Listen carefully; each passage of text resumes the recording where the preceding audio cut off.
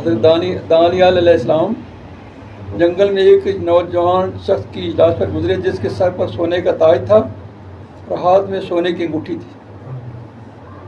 بہترین لباس زیور سے راز تھا. اس پر تختی پر لکھا تھا کہ میں سمسام ابن عود ابن انک ابن عاد ابن ارم ہوں. میں سمسان ابن عود ابن انک ابن عاد ابن ارم ہوں. میں 1700 برس عمر پائی. 1700 برس عمر پائی.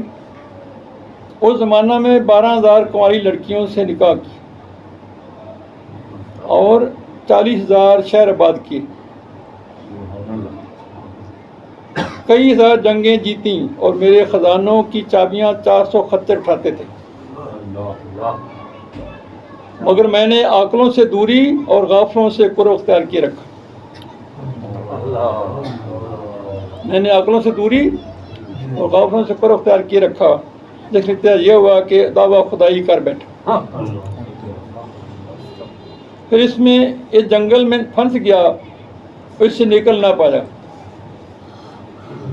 میں نے بہت چاہا کہ ایک تھیلی سچے موتیوں کی عوض مجھے مٹھی بھر جوار کے دانے مل جائیں جنہیں چبا کر میں جان بچا لوں، مگر وہ چند دانے نہ ملے.